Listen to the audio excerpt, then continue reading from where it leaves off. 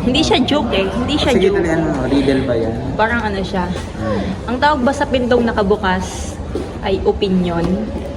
Sa nakasara ay conclusion. Ano ang tawag sa nakakandadong pinto? Condensation? Hindi. Swerte. Sa nakakandadong pinto ang tawag swerte. Alam mo bakit? Ano? Swerte. Sa nakakandadong pinto ang tawag swerte. 'Di ba sa nakabukas opinion? Opinion. Sa nakabukas opinion. Sa nakasara conclusion. Sa nakakandadong pinto is swerte. Luck. Luck. Tapos swerte. Hindi ko gets. Hindi mo gets? Wait lang. Luck.